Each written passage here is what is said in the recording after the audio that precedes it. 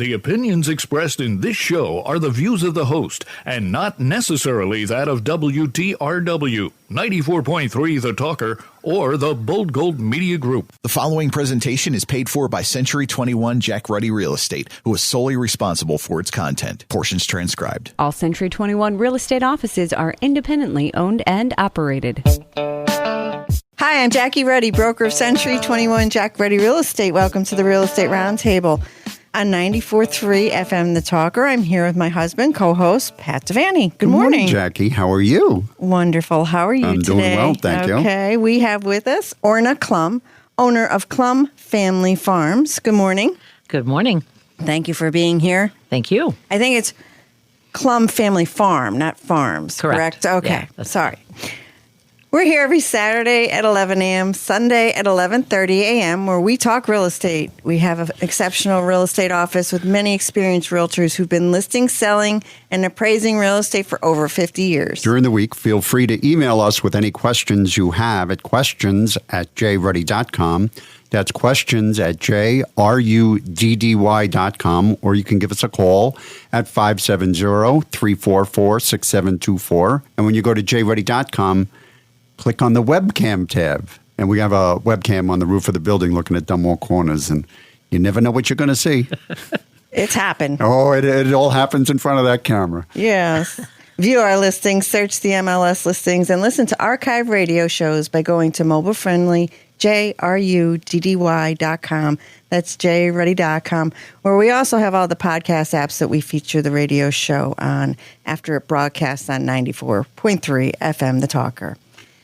Worth noting, I do want to just throw this out here. Every once in a while, I like to tell people, our listeners, we are not Ruddy Realty in Carbondale. We are Century 21 Jack Ruddy Real Estate in Dunmore.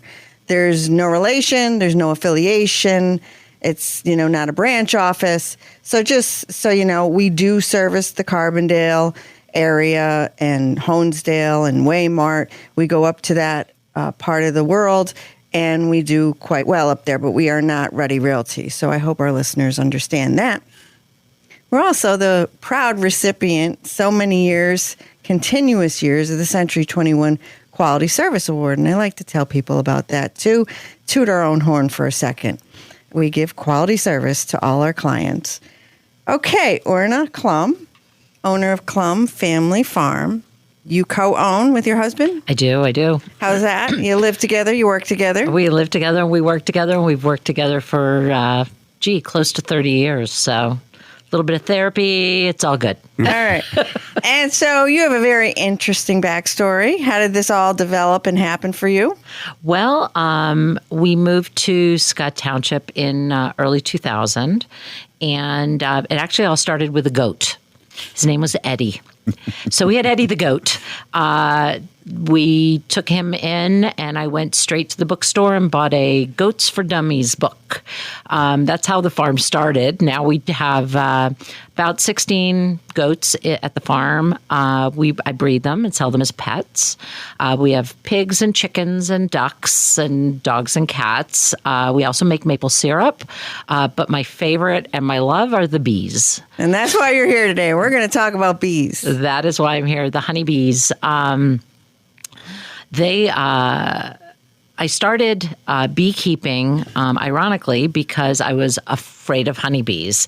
And I decided I'm a bit of an education snob, and that is not formal education, any kind of education, learning new things, doing new things. I think it's really important. So I joined a beekeeping group in Wayne County, and was part of the group for about a year. Of course, the first meeting, I got to hear about how everyone got stung and how awful it was. But I stuck to it, and after about 6 or 7 months, I got my first package of bees. How do you get a package of bees? Do you start with a queen? Is that, do you get like a queen in the mail? Is that really how it goes? It is. We always laugh because many, many years ago, and still, I think to some extent, bees can be mailed. They come in the mail, and then the post office calls you immediately, and you can go and pick them up. They're on the back porch somewhere. Your package is buzzing. It's a box. Now, we also, you can pick them up. You know, we're very fortunate. We have a large manufacturer in our area of honey products, of bee products. So you can pick them up in Wilkes-Barre. And you get a package of about 3,000 bees. And inside that package, right in the middle, is a little box. And in that box is the queen. The reason she comes separate from the rest of the bees is typically when they're putting those packages together, they do not, the queen is not part of that hive. So they're taking bees from one hive and a queen that either was made separately, was grown separately. And so when we put them in the hive, when we dump all the bees in the hive, which is always an experience, we keep the queen in her box, but she comes with a plug. We take the plug out and there's candy in there.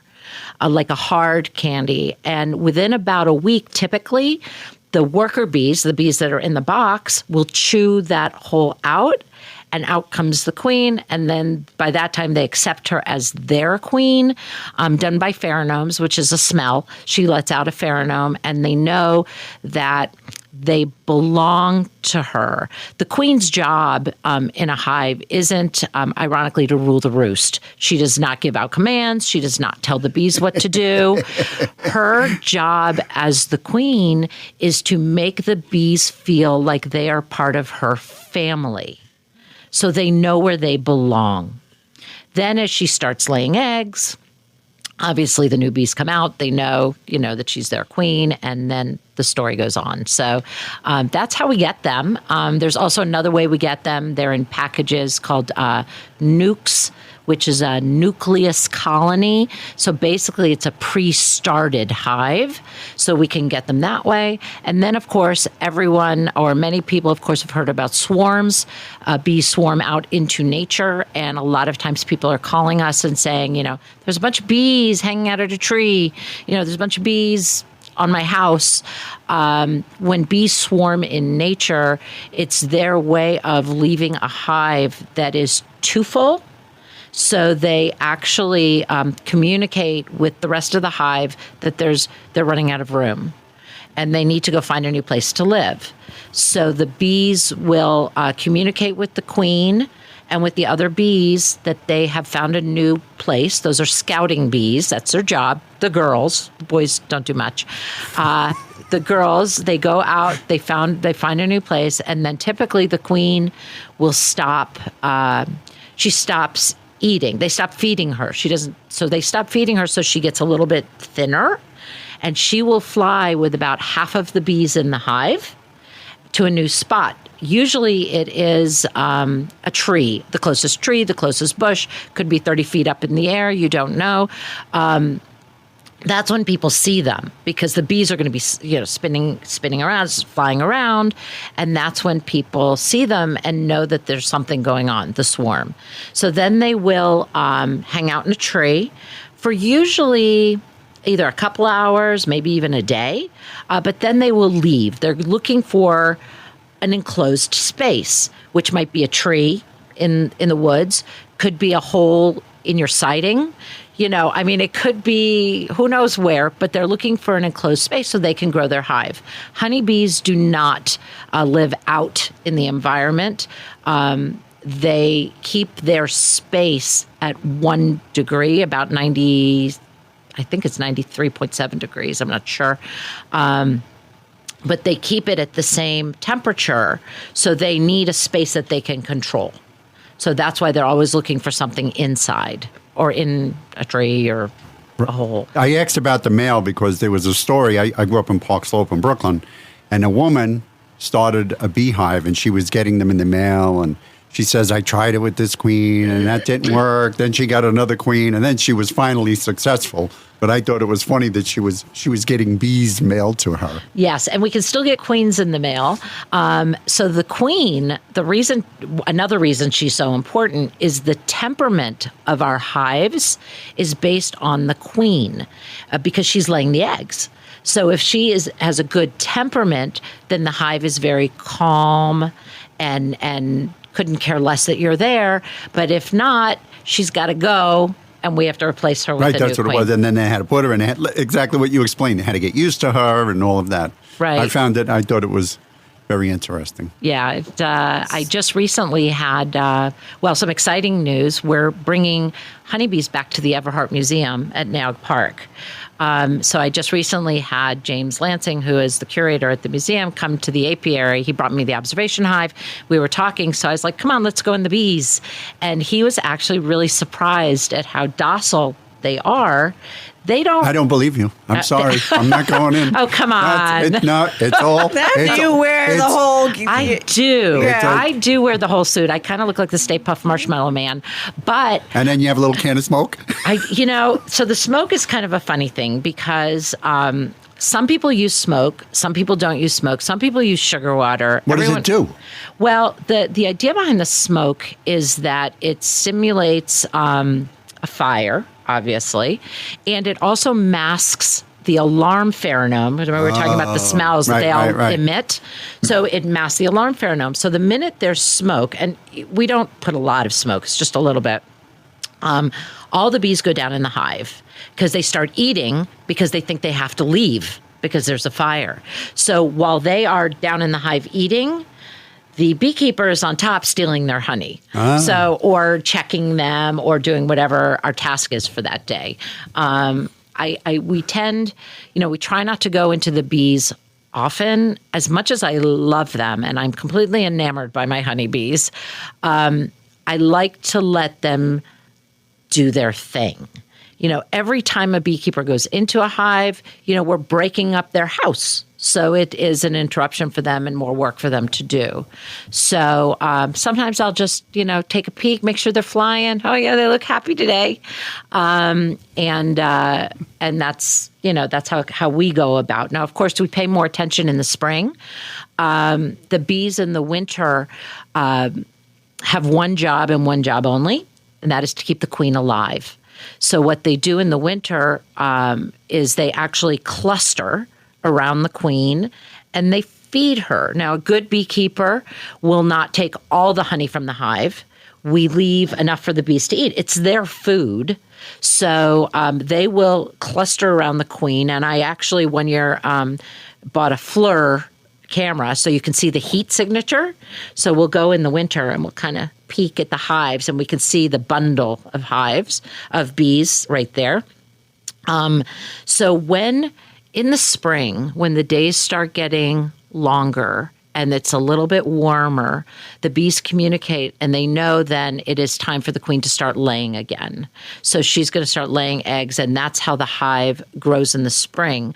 The first food that the bees have, and I always say this to everyone I know, is dandelions. So those of us who want to have a beautiful yard, to me, a beautiful yard is one that has dandelions all over it, because that is the bees' first food. That's my neighbor's yard. That's not my yard. My neighbor's yard. Depends if anybody can see you from the road. He's got lots of yellow. Yeah. So how important? What would we do without bees? That's what I want. I'm a little bit into bees. I see this. Yeah, could you see that? I didn't realize she was all worried. She goes, "Oh, what are we going to talk about?" It's like, don't worry about it. Let's not talk about bees. But how important are bees, and what would we do without bees? Would we have food? Well, bees are incredibly important to the environment, and what's happening over time is bees, of course, are evolving. We're adding things to our environment. So bees, and this is debatable, it could be between 80% and 90% or 70% of the food that we eat is pollinated by honeybees. Now, of course, we have a million different pollinators. There's bees and bats and hummingbirds and wasps, which we don't love like. to hate. We don't like wasps. Yes. And so I always, when I'm speaking with children, I always say, who would care if we didn't have broccoli? And they all raise their hand. I said, who would care if we didn't have watermelon? And they're like, what? And I'm like, yeah, because it's all those things, the things we love, the things we don't like, the bees pollinate. Now, there's a lot of discussion about what's happening with the bees. Why are we losing bees? Some people want to say that it's pesticides, which may be very true. Some people want to say that it's that it's GMO foods. Of course, everything is genetically modified nowadays: corn, soy, things like that. Something that's really important that a lot of times we don't think about is the way we farm. And that is because many, many years ago, of course, when our great-grandparents or whoever were farmers in this country, they planted many different kinds of plants together. Now we have monoculture. We have miles and miles and miles of one plant, of soy, or miles and miles and miles of corn. So what happens is that's the bees' diet. They don't have the advantage of having the different types of food sources that they may need and the nutrients that they may need. A lot of farmers now out west are starting to plant wildflowers in between their rows to kind of bring back some pollinators. Honeybees also, as they pollinate so much of our food, are what we call accidental pollinators. Honeybees are called Apis mellifera. What that means, it's Latin.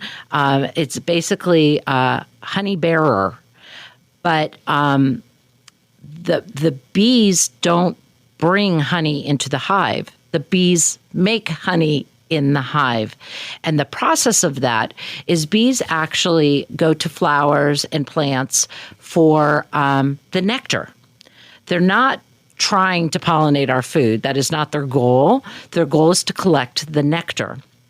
So what happens is when a bee flies to a flower, it uses its tongue, which is called a proboscis. It's like a hollow straw, and sucks up the nectar from the plant. But a honeybee has really hairy legs. And what happens is the pollen sticks to their legs. And then when they fly, some of the pollen falls off of their legs. So they're accidentally pollinating, which is good for us, and of course making honey in the hive. So when they bring the nectar and the pollen back into the hive, they share the pollen. They come to the front because the bees who pick up nectar and pollen, that's their job. They don't come into the hive and do other jobs. So they're going to come to the front of the hive and they're going to drop off the pollen and the nectar. The nectar they spit out to another bee who grabs it with her proboscis, with her tongue. And every time they have that transfer, it adds enzymes to this nectar. The pollen the bees take and they pack in the sides of the hive. And then the nectar, as it makes its way, it eventually ends up in a cell. So that nectar is important for two reasons. One, the honeybees take nectar and pollen and make something called bee bread. They mix it up, and that's what they feed the bee babies. And then with the rest of the nectar, when nectar comes into the hive, it's about 80% water. There are bees in the hive. They're called the fanner. Their job is to fan and keep the temperature good, but they fan to remove moisture. And when they're removing moisture from the nectar, it's getting thicker and thicker and thicker. When the honey is about 18% moisture, so that's how much they reduce it, they then cap it. They cover it with a thin layer of wax, and that's honey. So that is what we love to take and what they need to live.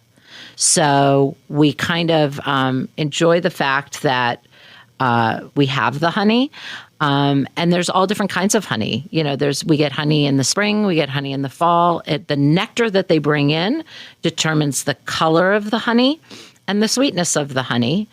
Sometimes they remove more sugar, sometimes they don't. Spring honey is light in color, tastes kind of floral. It's pretty honey. We can have honey that is white from the locust tree, and then it goes all the way to like a golden. So those are like the spring honey is like the fruits, the apples, the pears, the locust, the clover, the wildflowers. And then as we move through the summer into the fall, we have goldenrod. In our area, of course, we have a lot of goldenrod. So that honey is darker, sweeter. My favorite honey is actually made by an invasive species, the Japanese knotweed. My friends call it my molasses honey because it's dark and rich. And that's the honey that a lot of people bake with because it's darker. It's like, I always say, it's like getting a really good piece of expensive chocolate. And you put it in your mouth and it kind of sits on the back of your tongue. That is fall honey. It's just that much richer and darker, and so it's sweeter. So that's what a lot of people used to bake with. How long does that process take from the nectar to the actual honey? I don't know. Weeks, days, months? Well, typically beekeepers will take honey once or twice a year. Okay. So probably a couple weeks, maybe a month. I don't know. I thought about that. I was just curious. It's a good question, and I don't know the answer to that. So good bees and bad bees. Yeah, how do you tell the difference between a good bee and a bad bee? A good honeybee and a bad honeybee? The bee that's going to sting me all over the place, and the honeybee that's just going to let me pass. Let you pass. Yeah, honeybees are classified, I would think, as good bees, right? Yes. Okay, Yes. all right. But the Then ones the bad bees are the like hornets or... They look different, don't they? The ones that are yellow and There's black. There's lots of different How bees. many? Oh, Hundreds? hundreds, maybe thousands. Wow. Yeah. And when they talk about invasive species, You know, it's interesting. A lot of people now talk about the Africanized bee. Yes. Which we, at this point, as far as we know, do not have in Pennsylvania. So there is history to why the Africanized bee is here. The first bees were brought over from Europe. The first honeybees were brought over from Europe in a closet. Like they put them in a box. And then they opened up the box when they got here in Jonestown and said, yeah, okay, go forth and make honey. So very slowly the bees made their way across the country, the honeybees. At that time, the government was allowing people to bring live bees from overseas. At some point, they realized that with bringing these live bees and live animals over, we're also bringing diseases and other things to the country. So in I believe the 30s, maybe 40s, the United States said, no more bringing bees from outside of the country. You know, we have to do with what we have. At that time in South America. Right, I know the story. At that time in South America, they were trying to make a better bee. So they actually brought bees over from Africa who were a little bit more aggressive. And I don't know why they were a little bit more aggressive. So they made this bee that would make a lot of honey, but was also an aggressive type bee. And very slowly over time, the bee made its way into the United States. Could have been on a ship, could have been on, could have been just on creeping a up, truck. Who creeping knows? up. Yeah. So that is how we have Africanized bees, but they're mostly on the West Coast right now. We haven't dealt with them. I think they're also in Texas a little bit, but we haven't dealt with them too much here in the Northeast. So Let's continue that discussion after a break. But before we go to a break, Pat, would you like to review a listing? We have a 4-bedroom, 2-bath home at 631 Cherry Street in Scranton for $239,000. This beautifully landscaped home, it's in move-in condition. It has a large backyard, a rear parking pad, a covered front porch, and it's also got a white picket fence. It's like, you want the house with the white picket fence. This one has it. It also has a new roof. It has ductless air conditioning in the living room and the bedroom. But the best part about this house is the taxes. They're only $2,600 a year. That's a 4-bedroom, 2-bath home at 631 Cherry Street in Scranton for $239,000, and that's listed by Nicole Clark of our office. We're still looking for homes, and we'd love to hear from somebody who has a home that fits this description. If you're thinking of selling, we have pre-approved buyers. Connie Seagraves is working with a buyer that's looking for any style home open to any area. And we service Lackawanna County, Wyoming, Wayne, Pike, Monroe. We go all over. We have a very broad territory. She's looking for a 3 to 4 bedroom home, any style, 2 to 3 bathrooms, large backyard, and that buyer is pre-approved up to $350,000. We also have Gail Lewis, who's looking for a multi-unit in Lackawanna County. That's an investment style home, good conditions.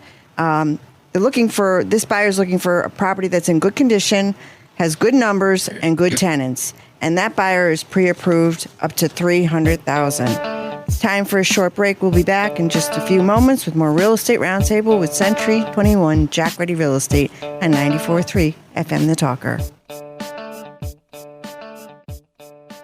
Are you ready to make your next move in the world of real estate?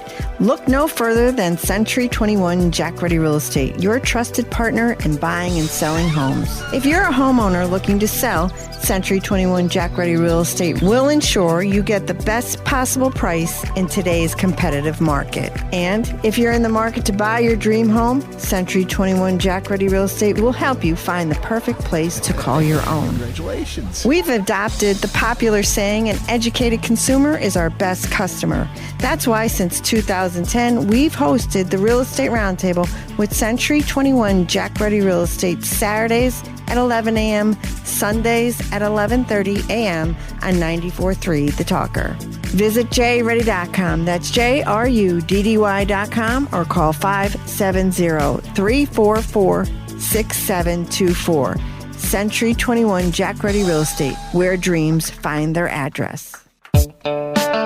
We're back with more Real Estate Roundtable with Century 21 Jack Ready Real Estate on 94.3 FM The Talker. We have with us Orna Klum, owner of Klum Family Farm. So right before we went to a break, we were talking about good bees versus bad bees, and if one is flying around me, what do I do? Well, the first thing you want to do is not flail. The movement of the hands is very sharp for a bee, or if you turn around and start running. When a bee lands on you, it is only landing on you because it thinks you might be a flower. It thinks you might have nectar. It thinks, you may have eaten something that's emitting some kind of smell from you. If you just stand really still, they'll fly away. They don't want to be bothered with you. If a honeybee stings you, it dies. So it's not going to want to give up its life, for nothing. So I would say just be calm, be curious. You can look at them, but let them go on about their day. Okay, good advice. Well, thank you for being here with us. Tell me about your family farm. What do you sell your products, your honey? We do. Your syrup? We do. We have, typically we have honey. I don't have any yet. I will have some in the fall, but we do have maple syrup that we make. I also sell eggs. I ask if anyone is interested. You can give me a call. My cell is 570-677-7268. I'm not really good at answering my phone, but I always return phone calls. So where is your farm located? We are located in Scott Township. How many just acres? North of Clark Summit. Curious. We actually only have about 9 acres on our property. We use usable maybe 1.5 acres too with our house there, and we have a barn, of course, for the animals. People are always welcome to come and see the animals and visit. If you have young children, you want to bring them up, just give us a call. If we're home, I'd love to host you and show you around. So this is your residence as well as your business? Correct. All right. Good stuff. Thank you. Would you come back next week? Absolutely. I'd love to talk. This is a fascinating topic, and I'd like to talk to you more about it. Oh, thank you. All right. Pat? Yes, we have a 3-unit in Forest City. It's at 402-406 Susquehanna Street for $215,000. This building has 3 2-bedroom units, 1 bath in each unit. There's off-street parking, and the building generates about $2,600 a month in income. The taxes on the building are $2,500 a year. The tenants pay their own electric, but the landlord pays all other utilities. You could live in 1 unit and have the rent pay the mortgage. That's a 3-unit side-by-side home at 402-406 Susquehanna Street in Forest City for $215,000, and that's listed by Stacy Granza of our office. Thank you, Pat. All right, so we have the Scranton Multi-List statistics from the Greater Scranton Board of Realtors for income properties year to date. The amount of inventory on the market has risen 6.67% year to date. We are up at 2.28 months of inventory that is currently active and on the market. Median list price is $225,000. Median sales price is $200,000. Sold listings of investment properties up 28.5%. Pending up 14%. Active listings up 4%.